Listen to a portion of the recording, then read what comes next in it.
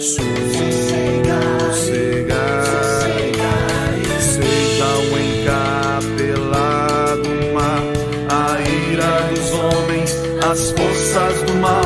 Tais águas não podem a naufragar, que leva o Senhor, Rei do céu e mar. Pois todos ouvem ao meu mandar, sossegai, sossegai. Convosco estou para vos salvar, sim, sossegai.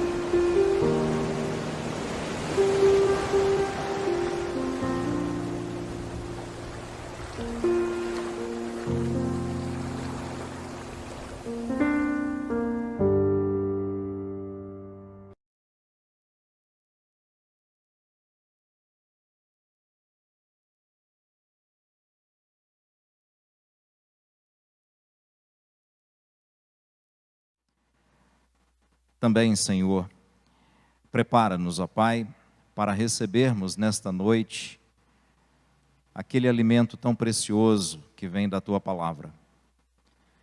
Que nossas almas sejam nutridas e fortalecidas, ó Pai, porque assim é da Tua vontade, ó Pai. Te pedimos, sê propício a nós, para que a Tua palavra seja não só entendida, Senhor, mas colocada em prática no nosso dia a dia.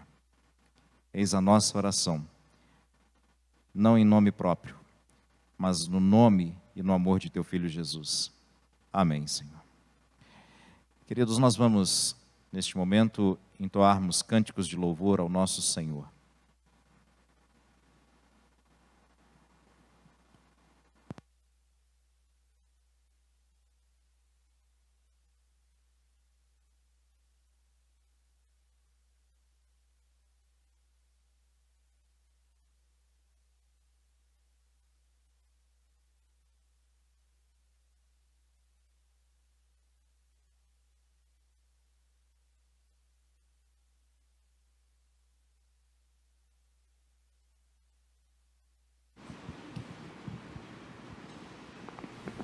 Boa noite a todos. É com muita alegria que estamos aqui mais um domingo para louvar o nome do nosso Deus. Eu convido a todos para entoar o hino 192, Só por Jesus.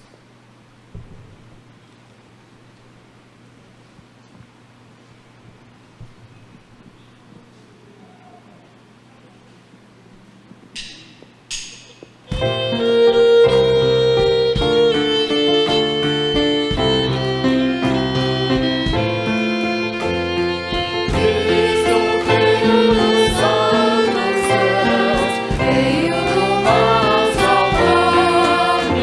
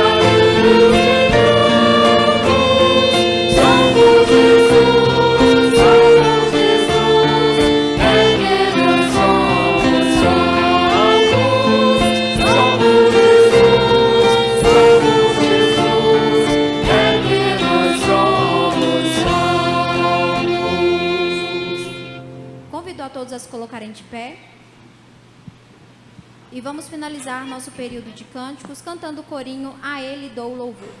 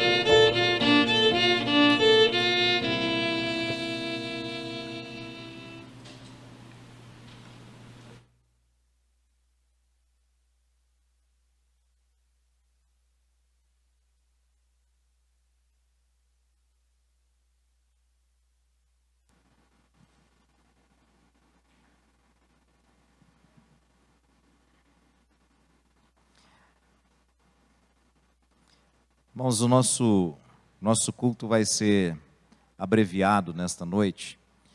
Eu não quero assustar os irmãos, mas nós precisamos realizar uma assembleia após o nosso culto, mas é uma assembleia que é alegre. Nós teremos uma profissão de fé nesta noite. Então, por isso, nós vamos abreviar aqui o nosso culto, mas não vamos deixar de transmitir o recado que a palavra de Deus tem para nós nesta noite. Então, convido você à leitura de Deuteronômio, capítulo de número 22, a partir do verso de número 13 até o verso de número 30.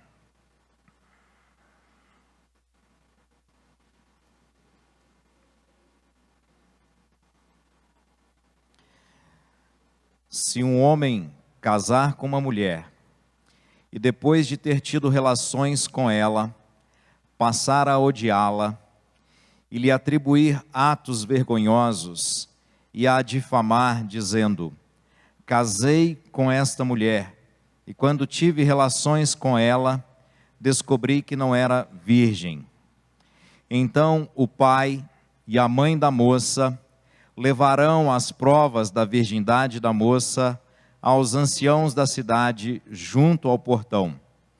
O pai da moça dirá aos anciãos: dei minha filha por mulher a este homem, porém ele passou a odiá-la. Eis que lhe atribuiu atos vergonhosos, dizendo: descobri que a sua filha não era virgem, mas aqui estão as provas da virgindade de minha filha. E estenderão a roupa dela diante dos anciãos da cidade, os quais pegarão o homem, o açoitarão e o condenarão a pagar 100 barras de prata ao pai da moça, porque difamou uma virgem de Israel. Ela ficará sendo mulher dele e não poderá mandá-la embora durante a sua vida. Porém, se isso for verdade, ou seja, se ficar provado que a moça não era virgem, então a levarão à porta da casa de seu pai, e os homens de sua cidade a apedrejarão até que morra, pois cometeu um ato infame em Israel, prostituindo-se na casa de seu pai. Assim, vocês eliminarão o mal do meio de vocês. Se um homem for encontrado deitado com uma mulher que tem marido, ambos devem ser mortos, o homem que se deitou com a mulher e a mulher. Assim, vocês eliminarão o mal de Israel. Se uma moça virgem tiver casamento contratado e outro homem a encontrar na cidade e tiver relações com ela, vocês devem trazer ambos ao portão daquela cidade e apedrejá-los até que morram. A moça, porque não gritou por socorro, estando na cidade. E o homem, porque humilhou a mulher do seu próximo. Assim, vocês eliminarão o mal do meio de vocês. Porém, se um homem no campo encontrar uma moça que tem casamento contratado e a forçar, e tiver relações com ela, então morrerá só o homem que teve relações com ela. A moça vocês não devem fazer nada. Ela não tem culpa de morte, porque este caso é semelhante ao do homem que se levanta contra o seu próximo e lhe tira a vida. Pois o homem encontrou a moça no campo. A moça que tinha o casamento contratado gritou, e não houve quem a livrasse. Se um homem encontrar uma moça virgem, que não tem casamento contratado, e a pegar à força, e tiver relações com ela, e eles forem apanhados, então o homem que teve relações com ela, pagará ao pai da moça 50 barras de prata, e uma vez que a humilhou, terá de recebê-la por esposa, não poderá mandá-la embora durante a sua vida. Nenhum homem terá relações com a sua madrasta e não profanará o leito de seu pai. Pai Santíssimo, te rogamos, mais uma vez, Senhor, ser propício a nós. Que a tua palavra fale, Senhor, com majestade, com soberania, com autoridade sobre nós nesta noite. Amém, Senhor. Podem se assentar, queridos. Meus irmãos, esse texto continua a questão das leis de governo no meio do povo. A questão abordada aqui, claramente, é a questão sexual, a questão dos relacionamentos sexuais próprios e impróprios. Evidentemente que os relacionamentos sexuais próprios são aqueles que estão dentro daquilo que Deus estabeleceu lá no princípio, chamado de casamento. A primeira lei nesse sentido que nós temos aqui, nós encontramos aqui a partir do verso 13, que é o caso de um homem que se casa com uma mulher, e então esse homem levanta contra essa mulher uma acusação de que esta não era uma virgem. E mediante esta acusação, os pais daquela jovem devem agir e devem comprovar a virgindade, eles devem defender a honra daquela mulher.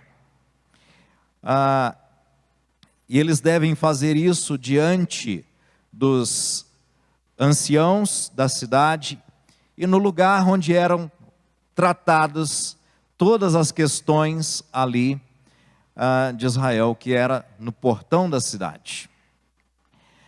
Vejam, queridos, que o verso 18 diz assim: os quais pegarão o homem, o açoitarão e o condenarão a pagar 100 barras de prata ao pai da moça, porque difamou uma virgem de Israel. Certamente, eu sei que alguns irmãos aqui têm as suas reservas de prata aí, e não seria não teria nenhuma dificuldade em pagar essa quantia aqui, né? Para mim seria muito difícil, porque eu não tenho nem meia barra de prata. Aliás, nem 100 gramas, né, de prata. Mas vejam que é um preço bastante alto aqui, que deve ser pago. Nesse caso, de um homem. E vamos aqui sermos mais claros nessa situação. Esse homem, ele contraiu o matrimônio com uma mulher, mas depois de um ato consumado, ele então descobre que não ama esta mulher, mas ele então vai procurar difamar esta mulher, dizendo ou apresentando uma razão para que o casamento seja desfeito. E esta razão é, logicamente, uma mentira. E então os pais da moça tinham que sempre estar atentos nessa situação. E talvez você já tenha visto isso em algum lugar, mas havia uma situação aqui até um tanto constrangedora, já que as roupas da noite nupcial precisavam ser guardadas pela família da moça, porque elas constituíam a prova da virgindade daquela moça. Mas eu quero que você observe como termina aqui essa sessão. O verso 19 diz assim: condenarão a pagar 100 barras de prata ao pai da moça, porque difamou uma virgem de Israel. E aí a gente já comentou aqui que 100 barras de prata pode ser um preço muito alto, mas não tão alto quanto isso que vem a seguir, que diz assim: ela ficará sendo mulher dele, e ele não poderá mandá-la embora durante a sua vida. Imagine a situação. Foi contraído o matrimônio, e o homem descobriu que não gosta da mulher. E aí ele armou ali uma trama para despedir aquela mulher. Mas a trama foi desfeita pelos pais da mulher. E ele tem que ser açoitado, ele tem que pagar 100 barras de prata. Eu creio que na versão de alguns aí deve estar alguma coisa como ciclos, não é? Mas aqui já traz na medida que nós conhecemos aqui, mas a questão é que ele tinha que manter esse casamento para o resto da sua vida, mostrando que esta é a vontade do Senhor. Mas eu quero que você preste atenção numa coisa. Como seria possível a felicidade num relacionamento desse? Mas a questão é que Deus não leva em consideração aqui a questão da felicidade, mas daquilo que é justo e daquilo que é correto. Às vezes, na nossa fraqueza, às vezes, naquilo que é próprio do nosso coração, das nossas falhas, aquilo que o Senhor Jesus, sem meias palavras, e sem medo de ofender ou sem medo de ser politicamente incorreto, Ele vai chamar de dureza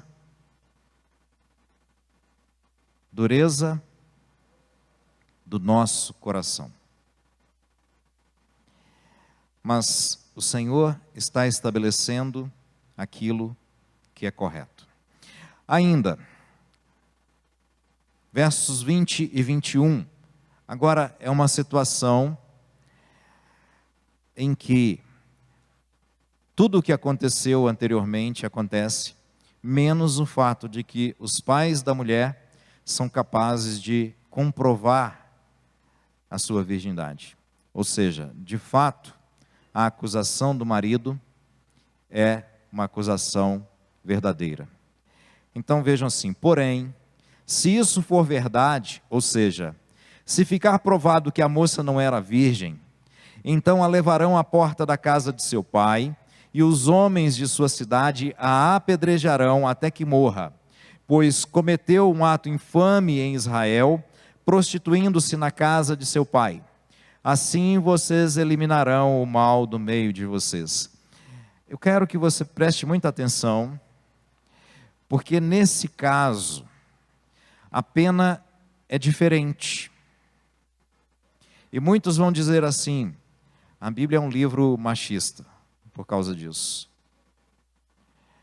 Mas, para o homem que tentou ficar livre da sua mulher, não há uma pena de morte. Há uma pena pior do que a morte, talvez.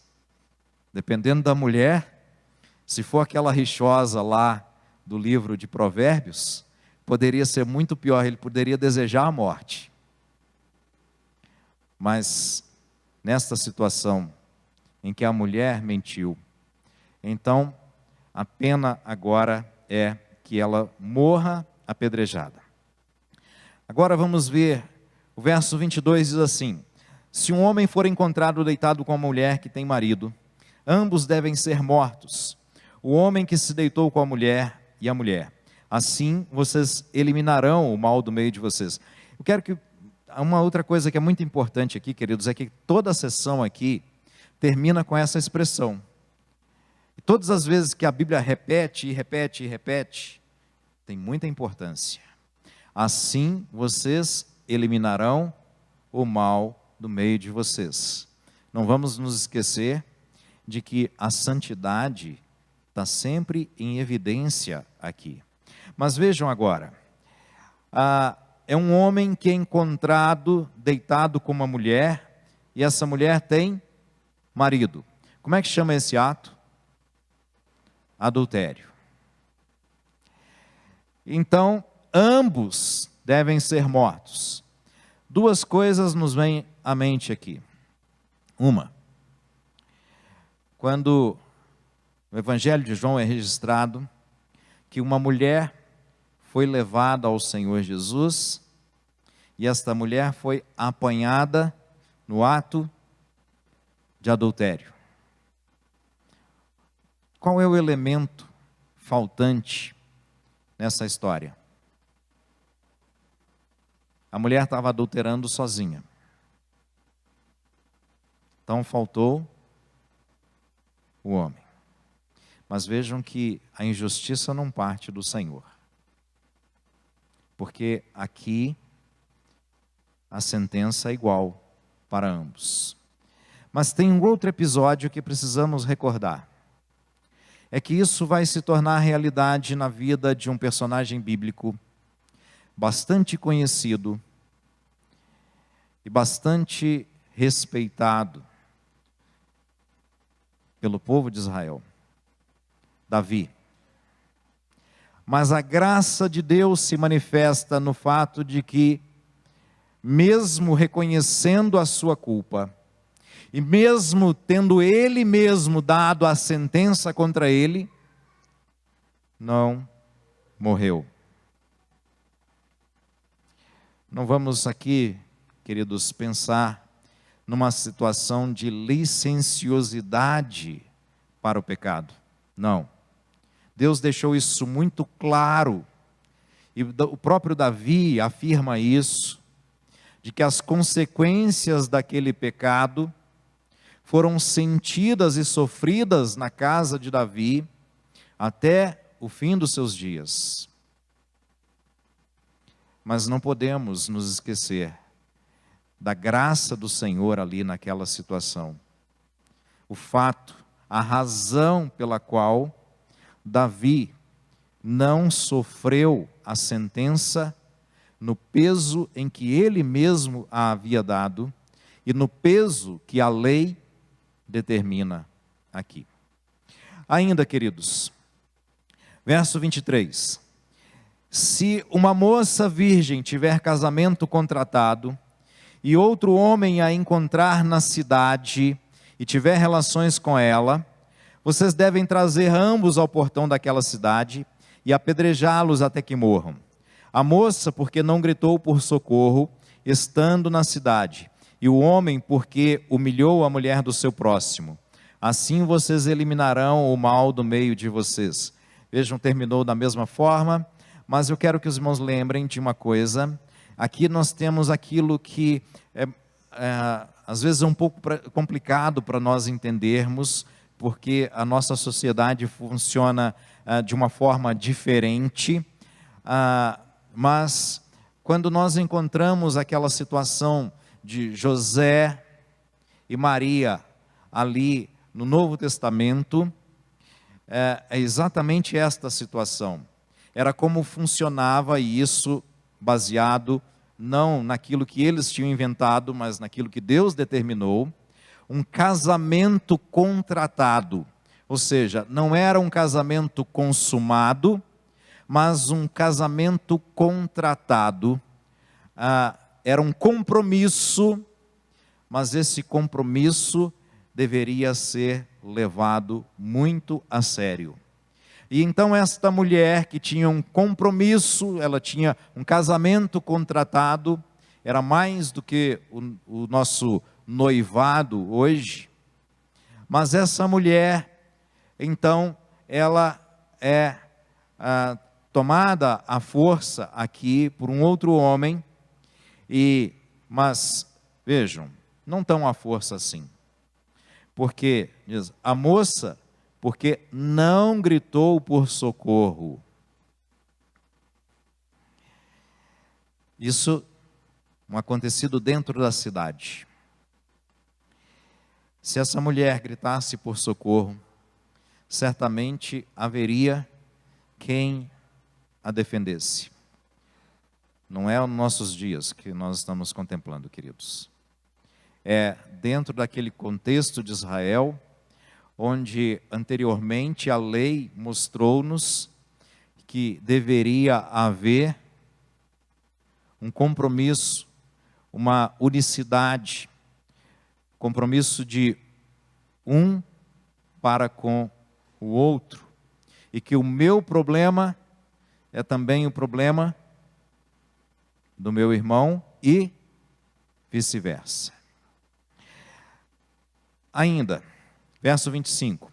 Porém, se um homem no campo encontrar uma moça que tem um casamento contratado e a forçar e tiver relações com ela, então morrerá só o homem que teve relações com ela. A moça vocês não devem fazer nada, ela não tem culpa de morte, porque este caso é semelhante a do homem que se levanta contra o seu próximo e lhe atira a vida. E lhe tira a vida. Pois o homem encontrou a moça no campo, a moça que tinha o casamento contratado gritou e não houve quem a livrasse. Agora é uma situação lá no campo, a moça gritou, vejam que a lei já faz aqui, eu não sei como é que é o termo jurídico para isso aí, eu não vou apertar o Pedro não, mas ela parte da premissa de que a moça gritou. E aí, os irmãos podem pensar assim, mas isso é injusto, e se a moça não tiver gritado? O homem é culpado do mesmo jeito. E se ele foi para o campo e pegou a moça, ele estava se colocando nessa situação. Ele estava se colocando nesta sujeição. Vejamos ainda. Verso 28. Se um homem encontrar uma moça virgem que não tem casamento contratado, e a pegar à força, e tiver relações com ela, e eles forem apanhados, então o homem que teve relações com ela, pagará ao pai da moça 50 barras de prata, e uma vez que a humilhou, terá de recebê-la por esposa, não poderá mandá-la embora durante a sua vida. Agora, é aquela situação daquela jovem, que não tem compromisso nenhum com ninguém, e o homem a apanhou à força. Então, esse homem agora é responsável por esta mulher. E não há aqui uma questão de se perguntar se ele a ama, se ela a ama. Não. Ele está obrigado a viver com esta mulher por todos os seus dias.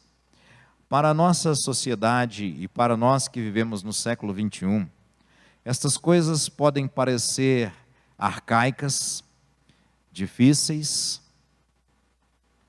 mas se pensarmos com bastante cuidado, veremos que há bastante justiça da parte de Deus nesta questão.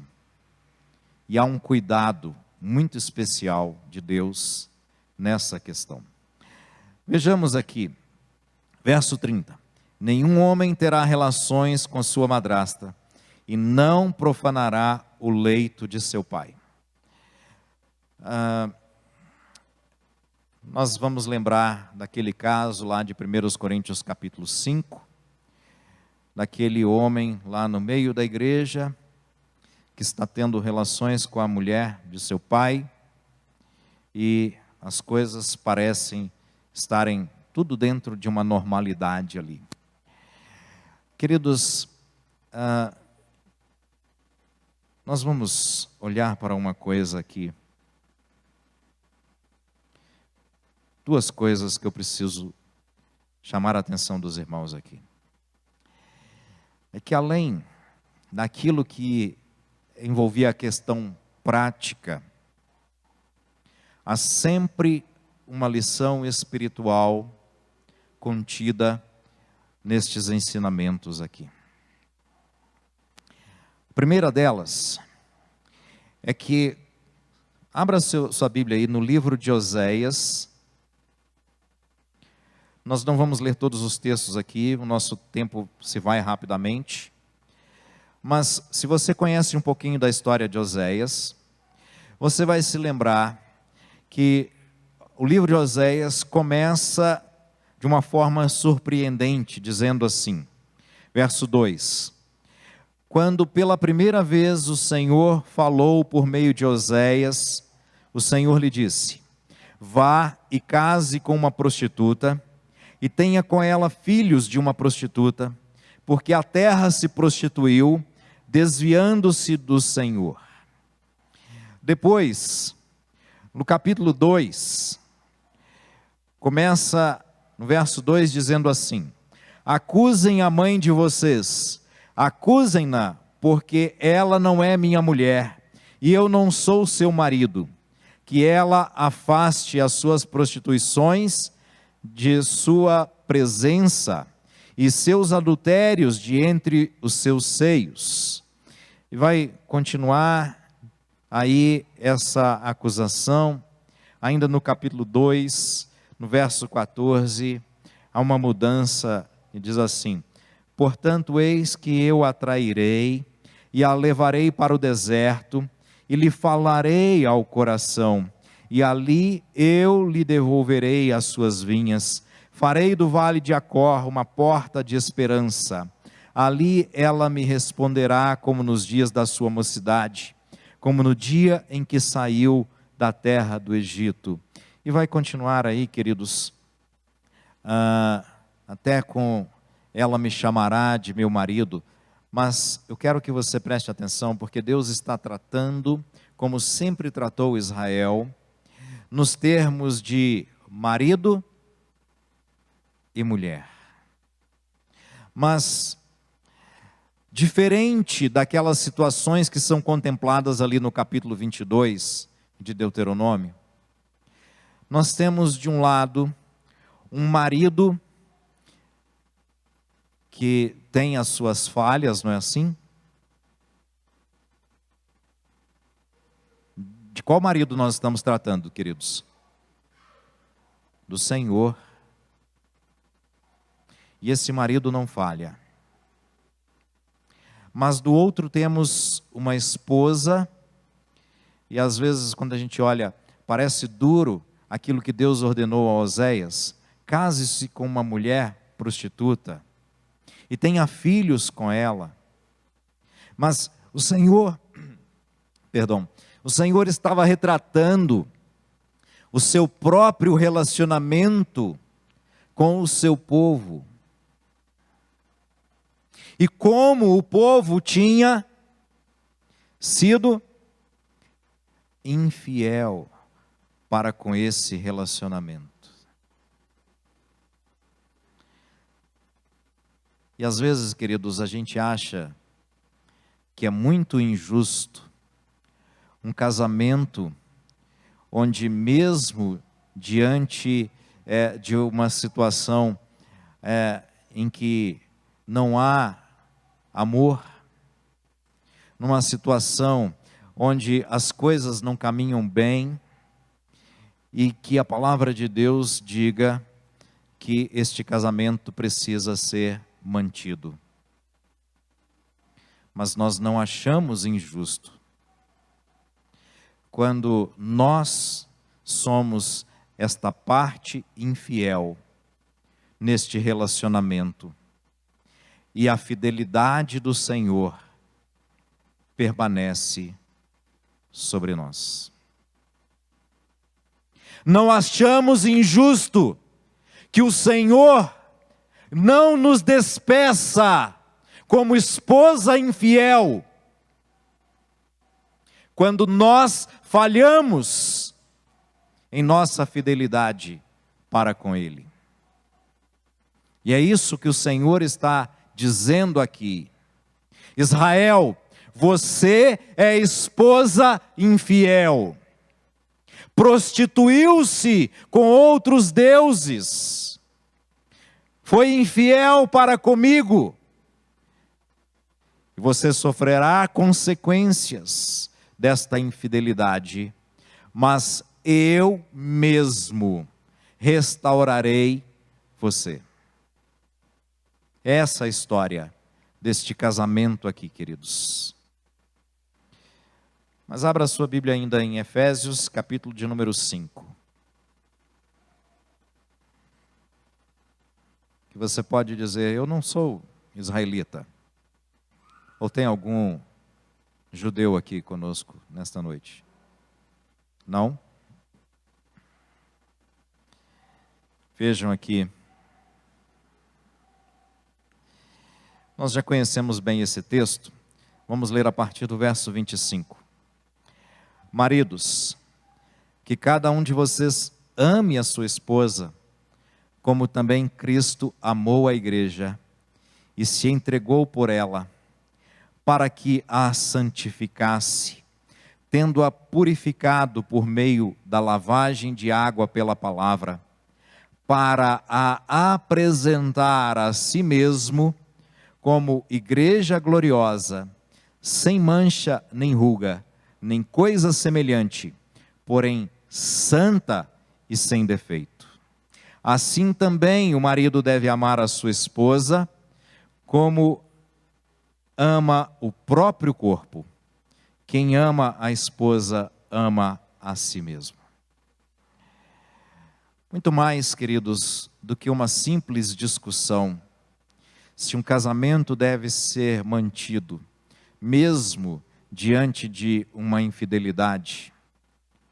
O que nós temos nas Escrituras Sagradas, desde o capítulo 2 de Gênesis, verso 24, quando Deus diz: portanto, deixará o homem, o seu pai e a sua mãe, e unir-se-á à sua mulher, e serão ambos uma só carne.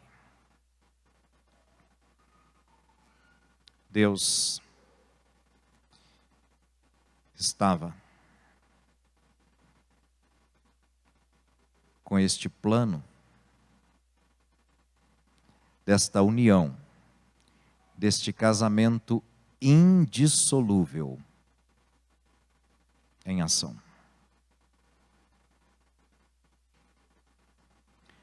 A igreja é esta esposa que não foi ainda desposada, que tem um casamento contratado, que nem sempre, para a gente não falar diferente, trata o seu relacionamento com o seu esposo com fidelidade, mas que tem, acima de tudo, o amor imutável de Cristo como o seu grande trunfo.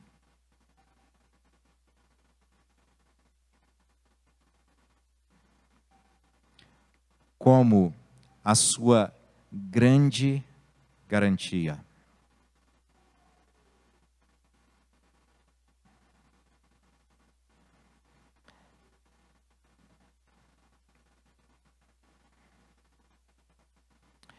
Quando nós entramos num relacionamento,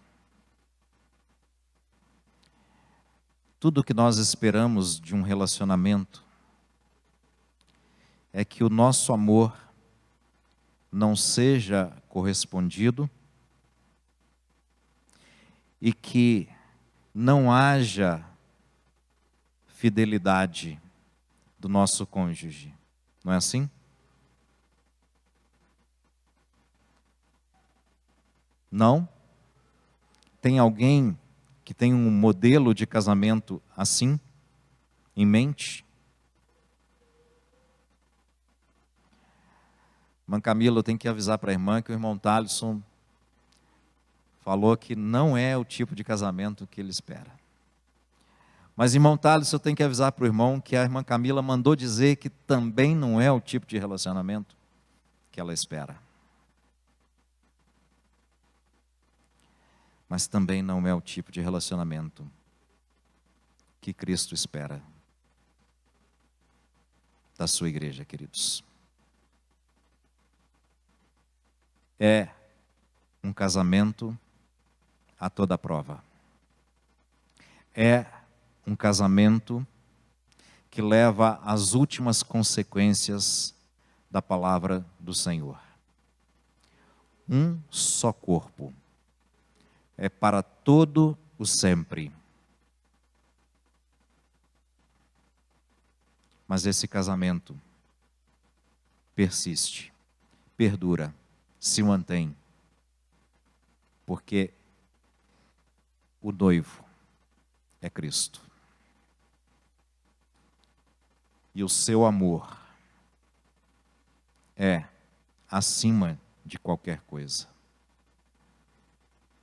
a ponto de cobrir a infidelidade da esposa, como Deus fez com Israel.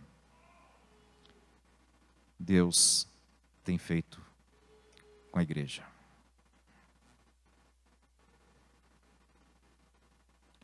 Mas Será que nós entendemos, quando somos exortados pelo Espírito Santo através do apóstolo Paulo, quando ele diz: o amor de Cristo nos constrange? Será que quando agimos com infidelidade para com o esposo que nos ama, será que isso não nos pesa no coração, queridos? Que Deus nos abençoe. Irmãos, temos mais um hino? Temos. Então vamos cantar. Após o cântico desse hino, nós terminamos aqui a nossa parte do nosso culto e teremos a nossa profissão de fé, nossa assembleia. Tá, queridos?